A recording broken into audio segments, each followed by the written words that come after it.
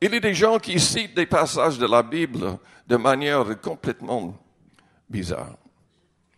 Par exemple, il y a des gens qui citent 2 Corinthiens 5 au verset 17, que tout a changé, toutes choses sont devenues nouvelles, et dans leur tête, tout le passé est oublié. S'ils ont des dettes, c'est oublié. Dieu a arrangé ça. S'ils sont divorcés, on oublie celui-là, on trouve un autre. Je regrette, ça n'est pas du tout le sens du passage. Ça n'est pas du tout le sens du passage. Si quelqu'un est en Christ, oui, tout a changé. Nous nous alignons avec les commandements du Christ. Ça ne signifie rien d'autre. C'est le Christ qui a parlé de ces choses, du fait de réparer ses torts, de changer sa manière de parler, de réfléchir. Nous devons réparer nos torts. Mon pasteur, l'associé dans notre église où je me suis converti, avant de se convertir, il était alcoolique, un bagarreur dans un gang, lutte avec la police, tout ce que vous pouvez imaginer. Il avait une manière de parler qui était abominable.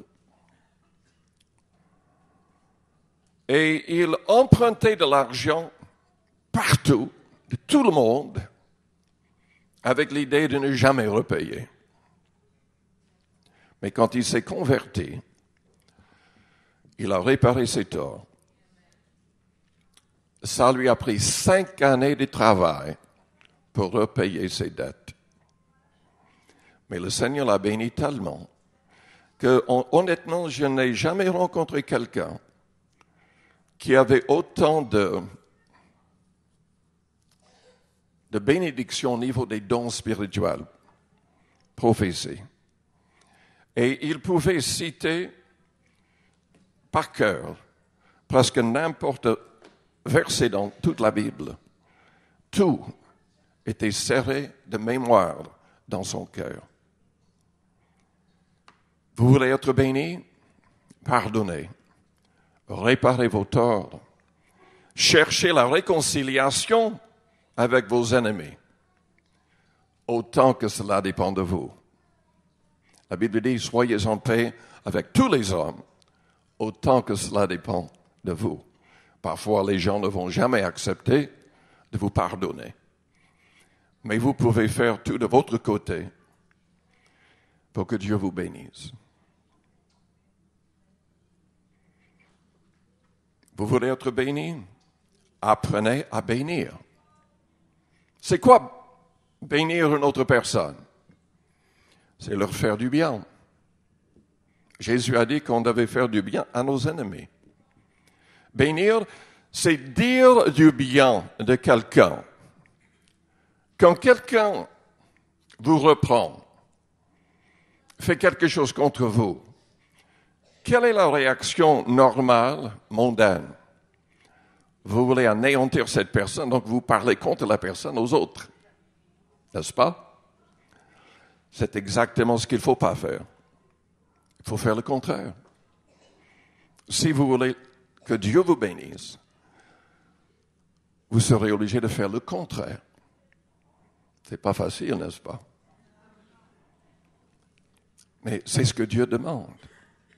C'est ce que Dieu demande.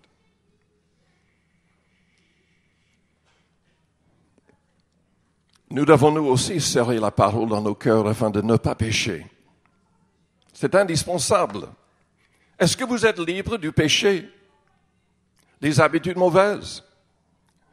Vous pouvez lire dans 2 Pierre au chapitre 2 que celui qui retourne au péché, abandonnant le Seigneur et se trouve lié de nouveau par le péché, son état est pire qu'avant sa conversion. Selon Jean 8, Jésus a dit qu'au ciel, il n'y avait pas d'esclaves. Il n'y a pas d'esclaves Il n'y a que des hommes libres. Celui qui se livre au péché est esclave du péché, il a dit. Si donc le Fils vous a affranchi, vous serez réellement libre. Et juste avant, au verset 30, il avait dit que les vrais disciples sont les personnes qui demeurent dans sa parole, qui trouvent la vérité de cette parole, qui les libère. C'est indispensable. David, dans un des psaumes, priait Dieu, pardonne-moi les péchés que j'ignore.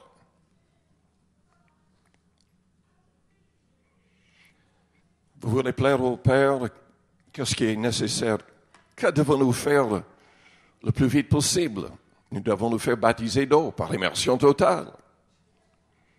Nous devons chercher à être baptisés de l'Esprit avec le signe de parler en langue.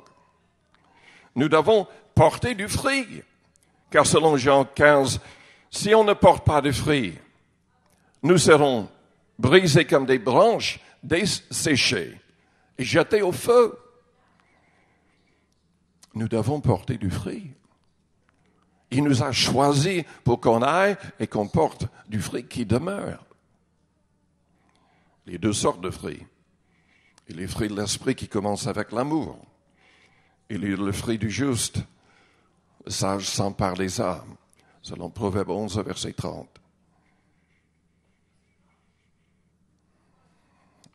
Nous devons honorer Dieu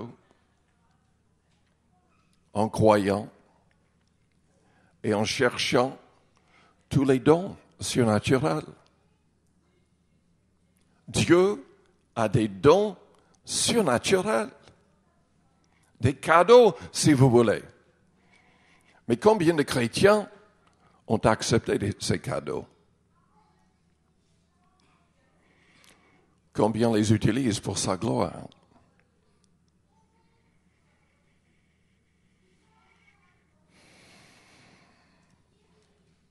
Vous savez, les premiers apôtres voulaient que les chrétiens, que les croyants agissent vite. Philippe a permis que l'Éthiopien soit baptisé tout de suite dans le désert.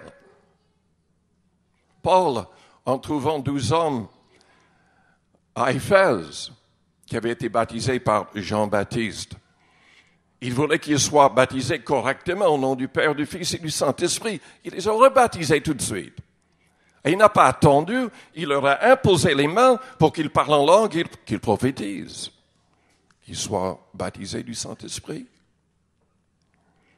Quand l'Église était au courant des croyants dans cette ville en Samarie, où Philippe avait prêché, ils ont envoyé Pierre et Jean tout de suite pour qu'ils imposent leurs mains aux nouveaux convertis, pour qu'ils fassent l'expérience de la Pentecôte. Il y a des choses que nous devrions recevoir tout de suite. Nous ne devrions pas attendre.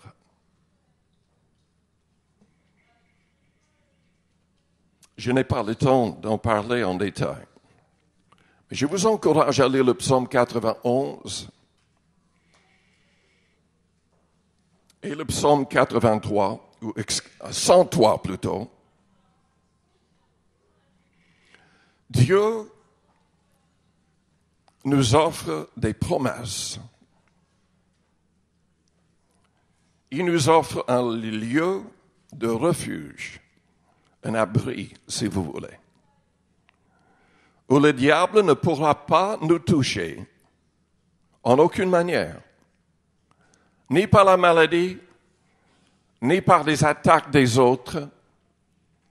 Il y a une relation à chercher, à avoir avec Dieu, où on est vraiment protégé. Ce n'est pas automatique. Nous devons trouver cette relation, ce lieu, cet abri, ce lieu de refuge. Nous en avons besoin surtout pour les derniers temps. Qu'est-ce que je peux dire en dernier? Je vous donne Colossiens, au chapitre 3, verset 2. Nous devons nous attacher aux choses en haut et non pas aux choses sur cette terre. Si nous voulons plaire à Dieu et être bénis. Le monde va disparaître. Les gens se laissent influencer, manipuler par les médias. Les jeunes et souvent les personnes âgées veulent s'habiller avec une certaine marque de vêtements. Ils suivent la mode. Pourquoi est-ce qu'il y a la mode? Parce qu'il faut changer la mode pour gagner plus d'argent. Pour que les gens changent de vêtements. Pour qu'ils changent tout. Ils font la même chose avec les ordinateurs et les logiciels. Pour avoir de l'argent. Et on se laisse manipuler.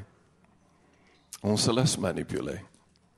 Et les gens, si souvent, ont leurs yeux fixés sur tout ce qui brille, qui ne vaut rien parce que ça va disparaître. Si vous voulez vraiment réfléchir à cela, visitez le Louvre. Les bijoux, les anneaux, tout ce qui reste de toutes les générations avant nous. Ça ne vaut rien. Ça ne vaut rien. Parce que nous allons tout laisser. La seule chose qui va rester seront les âmes que nous avons aidées. Ce que nous donnons sera placé dans la banque au ciel pour nous, pour l'éternité. Mais le reste, c'est éphémère. Je vous demande de fermer vos yeux, à courber vos fronts. Avec les yeux fermés, les fronts courbés.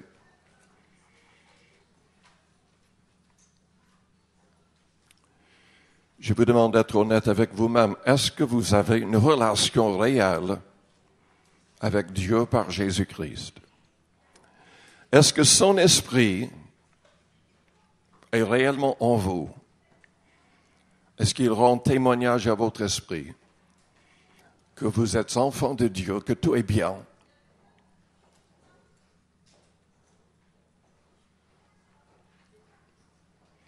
Si vous n'avez pas cette assurance, si vous vous rendez compte qu'il y a des choses à changer et vous avez besoin de prière, peut-être que vous n'avez jamais demandé à ce que Jésus-Christ soit votre Seigneur et Maître.